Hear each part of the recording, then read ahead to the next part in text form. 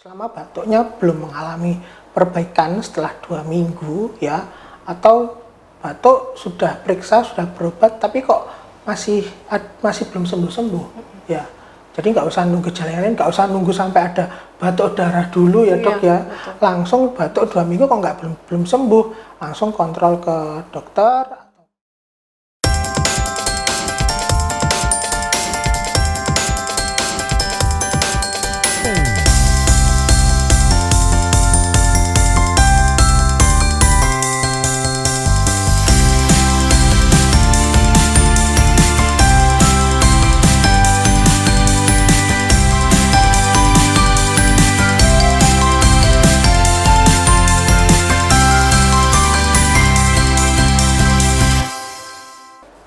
Assalamualaikum warahmatullahi wabarakatuh. Selamat siang Sobat Sehat semuanya. Berjumpa kembali dalam talk show Bincang Sehat RSUD SLG pada siang hari ini. Bersama saya sebagai host Dr. Dian, saya selaku dokter umum di RSUD SLG. Topik yang akan kita bahas pada siang hari ini tentang penyakit tuberkulosis. Biasa disingkat dengan penyakit TBC atau TB. Bertepatan dengan kemarin tanggal 24 Maret 2023 diperingati sebagai World TB Day atau Hari TB Sedunia ya. Jadi harapannya dengan kita mengadakan talk show pada siang hari ini memberikan wawasan, memberikan edukasi seputar penyakit tuberkulosis kepada masyarakat. Mungkin tentang apa itu penyakit TBC, bagaimana gejalanya, pengobatannya, kita bahas tuntas pada siang hari ini bersama narasumbernya. Oke, baik, langsung saya sapa saja narasumber kita pada siang hari ini. Assalamualaikum, selamat siang Dr. Cesar N. Sangti Muda SPP. Selamat siang Dr. Dian, waalaikumsalam. Bagaimana kabarnya dok, sehat ya? Alhamdulillah sehat. Alhamdulillah sehat. Oke, beliau ini salah satu dokter spesialis ya, khususnya spesialis paru di Rumah Sakit SLG ini. Dok, selama Dokter Cesar praktek di sini, untuk pasien TBC sendiri dok, seberapa banyak sih dok yang periksa ke Dokter Cesar jumlahnya? Kalau untuk jumlah pasien saya udah hafal ya, tapi kalau untuk kunjungan per hari rata-rata untuk kunjungan per harinya untuk pasien TBC itu bisa 3 sampai 5 pasien per hari. Ya. Itu pun juga sudah ada beberapa pasien yang kita rujuk balik ke puskesmas. Jadi sebenarnya kalau ditanya ada berapa banyak pasien tuberkulosis yang kita layani, ya sebenarnya memang banyak karena ya? belum lagi itu pasien yang kita rawat di ruangan juga ada, belum lagi nanti selain pasien yang rutin kontrol ke kita, nanti juga pasti ketambahan pasien baru yang baru terdeteksi juga pasti masih ada. Ya. Kira-kira dok, kalau misalkan dalam bentuk prosentase, kan kasus penyakit paru itu ada banyak ya dok. Yeah. Khusus yang untuk tuberkulosis berapa persen dok dari semua yang periksa ke panjenengan dok? Kalau untuk tuberkulosis sendiri ya, terutama tuberkulosis baik dari tuberkulosis yang di paru maupun ekstra paru bisa menempati hampir 50% dari keseluruhan total kasus yang dilayani di poli paru dan di poli TB. Banyak juga ya dok. Iya, karena mengingat kalau gejala dari penyakit tuberkulosis, terutama tuberkulosis paru itu kan juga hampir sama juga dengan penyakit paru yang lain seperti batuk, sesak nafas itu kan juga sama. Jadi kadang itu kita ketemu pasien tuberkulosis itu malah tidak disengaja. Jadi pasien datang ke poli paru atau ke poli yang lain dikonsulkan ke kita mungkin karena curiganya asma ya atau batuk karena alergi gitu ya. Ternyata setelah dilakukan anamnesis, dilakukan pemeriksaan, ternyata ketemunya tuberkulosis ya. Jadi memang memang tidak bisa dipungkiri pasien tuberkulosis kita juga memang ada dan memang banyak ya. Oke dok ya. Membicarakan tentang tuberkulosis ya dok. Yeah. Kita mulai dari pertanyaan pertama ini ya dok. Sebenarnya penyakit tuberkulosis atau TBC atau TB itu penyakit apa sih dok? Bisa diterangkan lebih rinci dok? Iya, sebenarnya kalau untuk yang penyakit tuberkulosis itu adalah infeksi yang diakibatkan oleh kuman Mycobacterium tuberculosis ya. Jadi memang kalau untuk kuman Mycobacterium itu sendiri jenisnya banyak, cuman yang bisa mengakibatkan penyakit itu yang paling sering adalah yang Mycobacterium tuberculosis. Untuk Mycobacterium yang lain memang bisa mengakibatkan penyakit, tapi persentasenya memang sedikit. Paling banyak Mycobacterium tuberculosis. Seperti tadi yang sempat saya singgung, jadi ada tuberkulosis yang tuberkulosis paru, jadi yang menginfeksi jaringan paru, ya, ada juga yang di luar paru. Kalau untuk yang tuberkulosis paru itu nanti gejalanya sama seperti penyakit paru, infeksi paru pada umumnya. Jadi paling banyak penyakitnya itu gejalanya batuk berdarah, ya, terus kemudian juga ada gejala infeksi seperti demam. Tetapi yang khas dari penyakit tuberkulosis ini adalah TB paru, ya.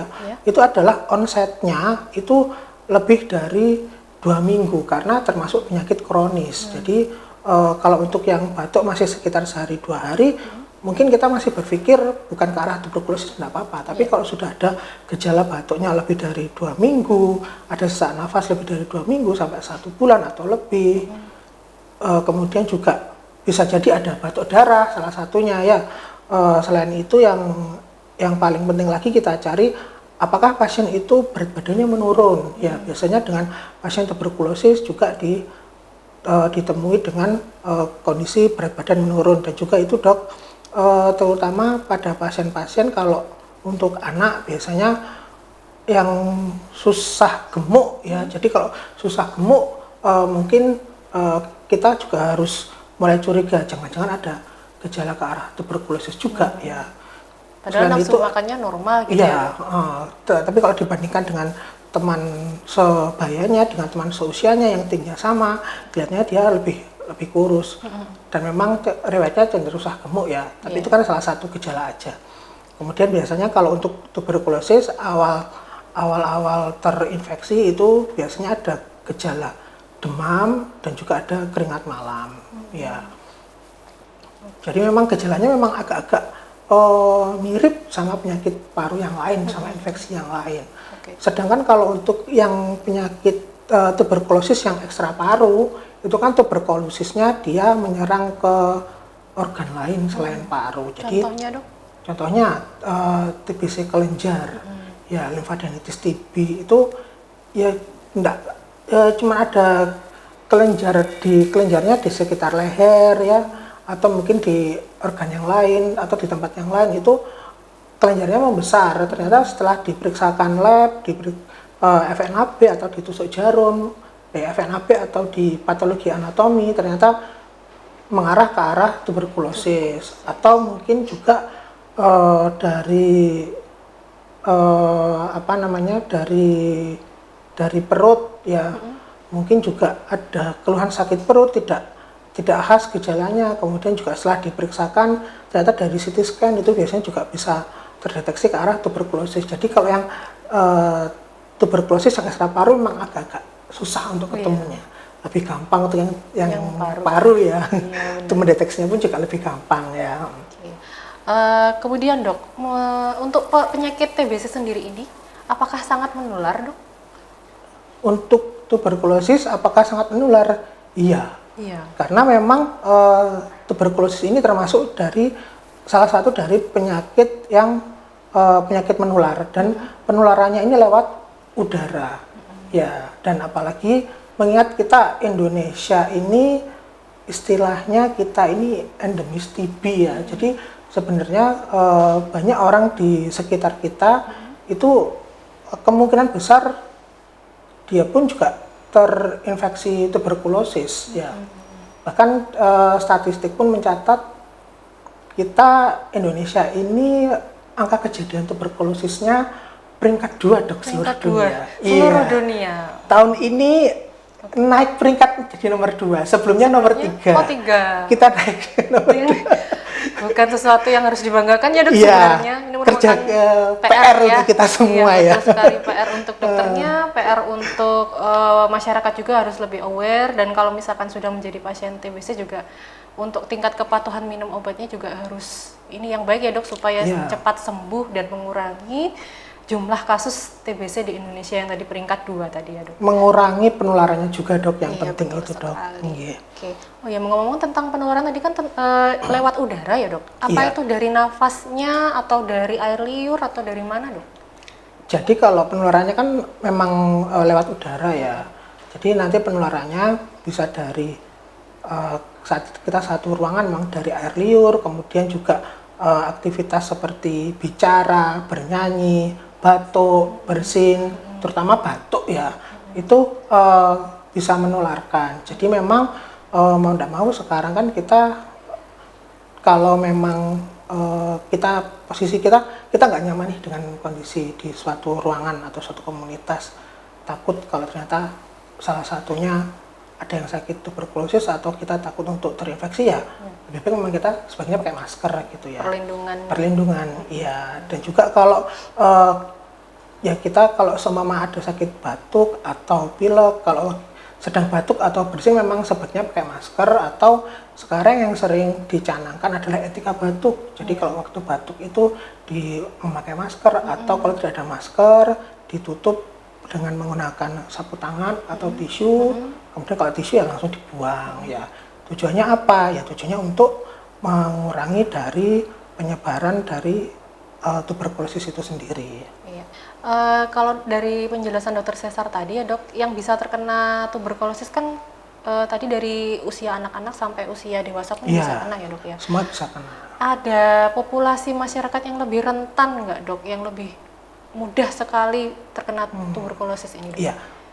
Sebenarnya kita semua bisa terkena tuberkulosis ya, karena mengingat Indonesia sebagai endemis TB yang naik peringkat tadi, ya naik peringkat nomor naik peringkat, ya, tetapi ada beberapa populasi atau beberapa komunitas yang apa istilahnya lebih beresiko dibanding yang lain.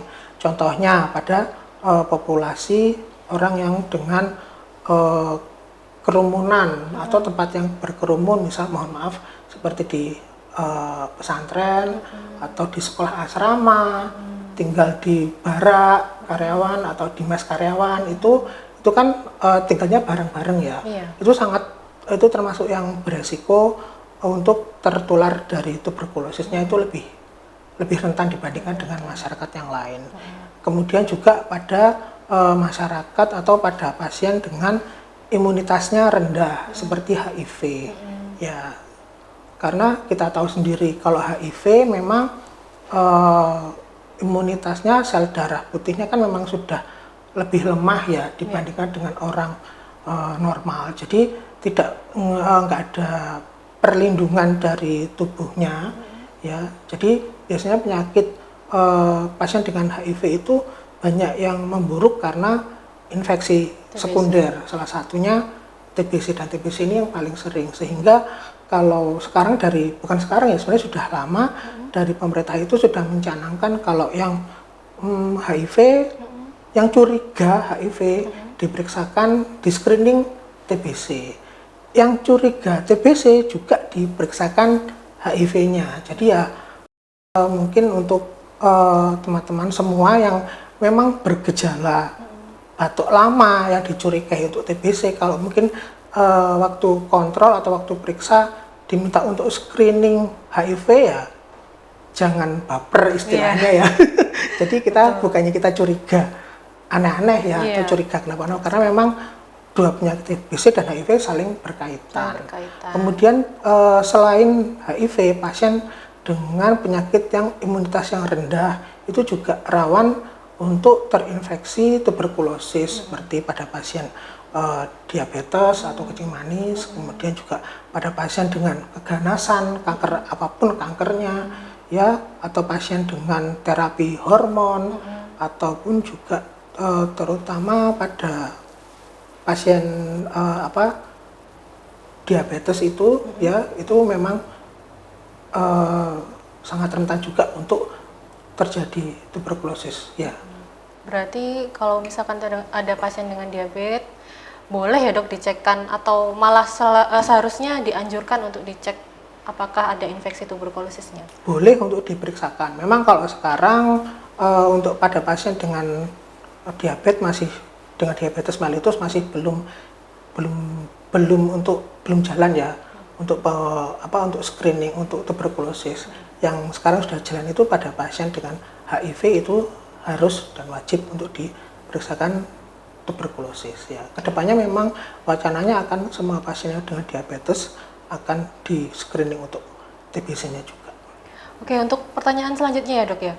Tadi kan sudah sempat dijelaskan ya berbagai gejala penyakit TB ya. Antara lain ada batuk lama, berat badan turun, batuk darah, nyeri dada, dan sebagainya. Nah ini kapan dok kira-kira masyarakat harus aware? Wah jangan-jangan ini gejala saya ini mengarah ke TBC nih. Kapan dianjurkan untuk segera periksa ke dokter dok? Ya, sebenarnya kalau untuk dari gejala TBC kan tadi sudah dijelaskan ya, udah banyak ya, ada batuk lama, batuk berdarah, nyeri dada, berat badan tambah turun ya, kemudian juga keringat malam. Jadi kalau untuk kapan kita curiga untuk terkena TBC dan mulai periksa, kalau sebenarnya tidak usah nunggu semua gejala itu ada. Ya kadang pun kita sendiri juga enggak terlalu aware, kalau orang Jawa kadang nggak titen ya. Kalau batuk lebih dari 2 minggu, segera periksa ke dokter, baik ke puskesmas, ke klinik atau ke rumah sakit ya. Nanti dari dokter akan melakukan anamnesis ya. Kalau dari anamnesis kan akan digali lagi gejala-gejala yang lain. Ya biasanya pasien itu dia tidak akan sadar kalau ternyata oh batuknya sudah 2 minggu. Pasti akan diingat-ingat, oh ya kira-kira minggu kemarin sudah, minggu kemarinnya lagi sudah, oh ternyata hampir 1 bulan. Padahal kalau diingat-ingat paling ingatnya cuma 5 hari gitu ya. Kemudian juga seperti keluhan keringat malam, pasien sudah batuk sudah sekitar 2 minggu, 3 minggu. Kadang kalau ditanya apakah ada keringat malam, kadang juga nggak ngerasa, nggak ada. Tapi ternyata setelah diingat-ingat, setelah digali lagi, ternyata juga ada keringat malam ya. Jadi memang sebenarnya selama batuknya belum mengalami perbaikan setelah 2 minggu ya, atau batuk sudah periksa, sudah berobat tapi kok masih belum sembuh-sembuh ya, jadi nggak usah nunggu gejala yang lain, nggak usah nunggu sampai ada batuk darah dulu ya dok ya, langsung batuk 2 minggu kok belum sembuh, langsung kontrol ke dokter atau baik di puskesmas maupun di rumah sakit atau di klinik ya. Nanti sekalian ditanyakan apakah ada kemungkinan ke arah TBC. Jadi nanti dari dokter akan memfollow up untuk mencari gejala lebih lanjut dan nanti akan dilakukan pemeriksaan yang lain.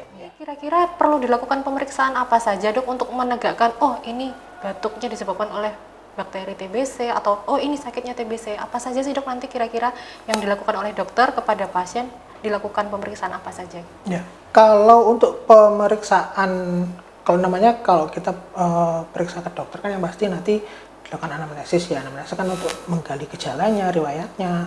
Kemudian juga dari dokter akan melakukan pemeriksaan fisik ya. Dan kalau untuk pemeriksaan penunjang utamanya itu dari pemeriksaan dahak dok.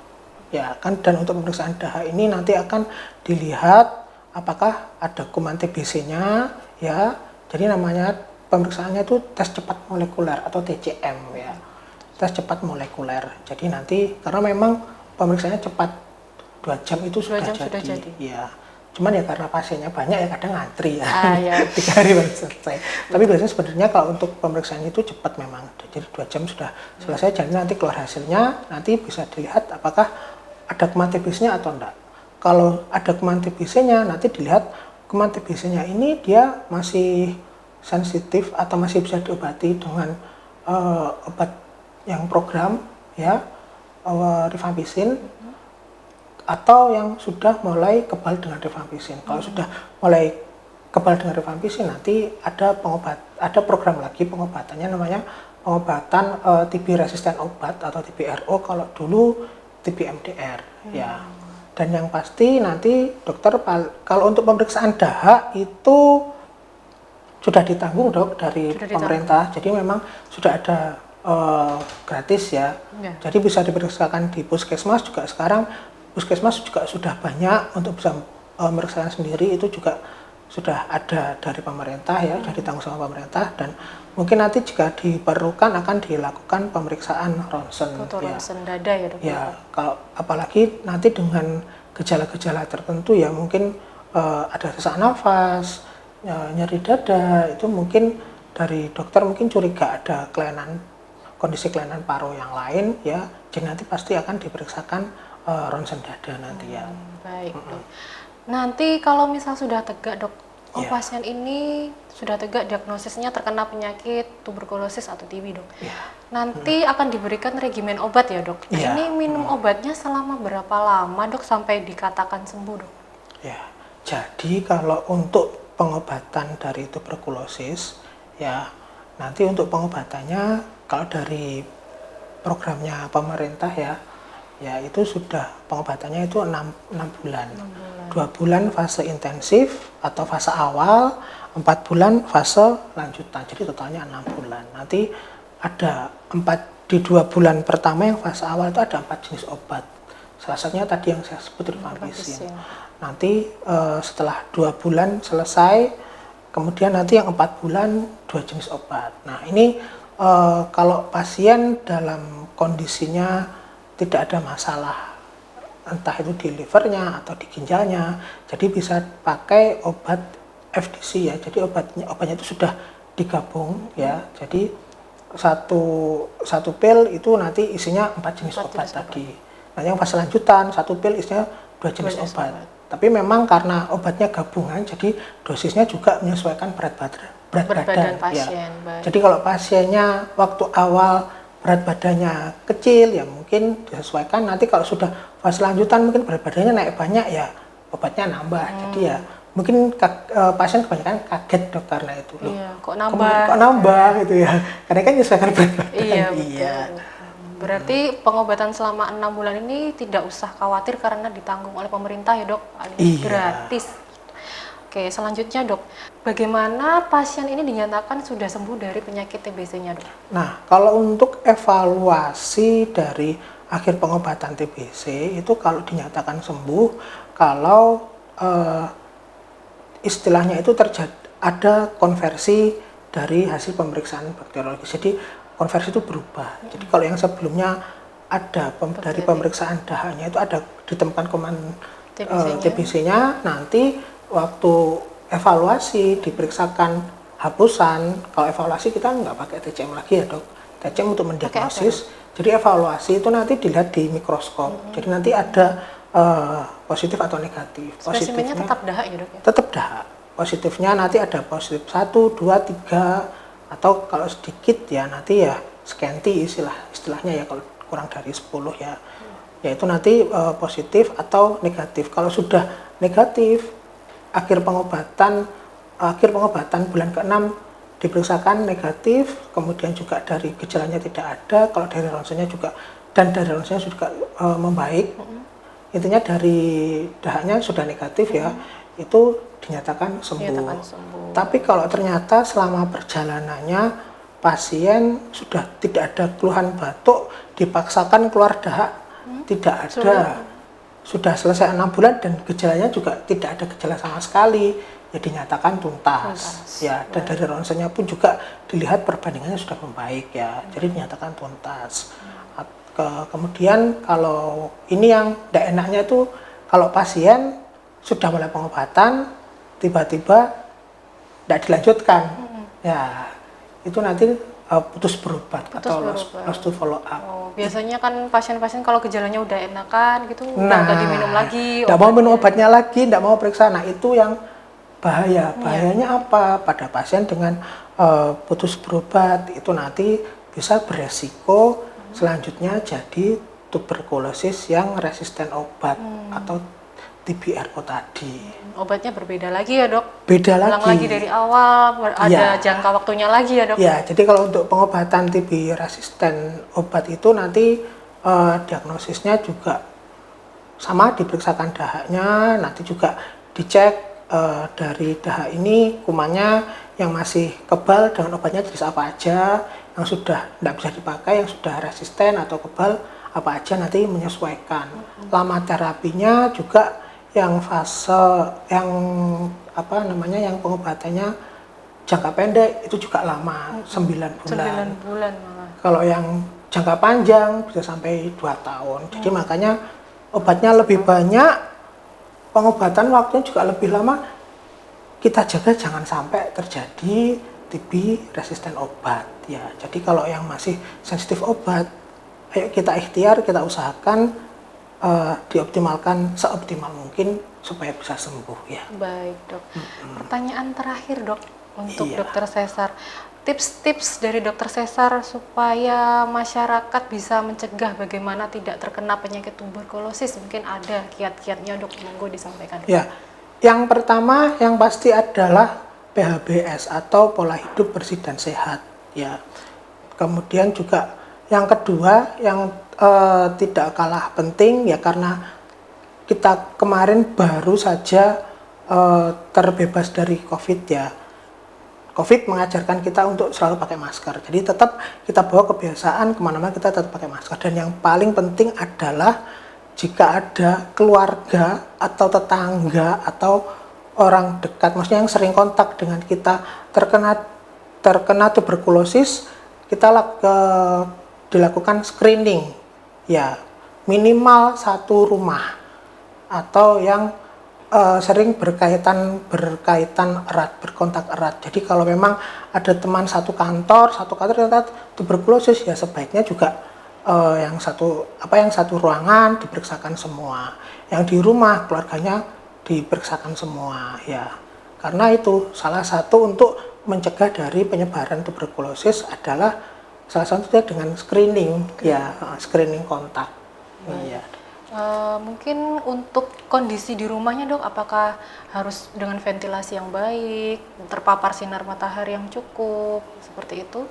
Ya, yang pasti kalau bisa memang diusahakan dengan ventilasi yang baik ya. Jadi jangan tinggal di rumah yang istilahnya itu kayak ventilasinya tidak ada. Jadi udara, orang Jawa bilangnya mulek gitu ya. Iya. Kalau nggak ada ventilasi otomatis resiko terinfeksinya juga lebih tinggi, apalagi kalau cahaya matahari tidak bisa masuk ya. Kalau zaman dulu sebelum ditemukan obatnya ya, salah satu terapinya untuk menerapi pasien TBC, salah satunya juga pasiennya dijemur di matahari ya. Karena harapannya dengan dijemur juga kumannya juga sudah ikut mati gitu ya.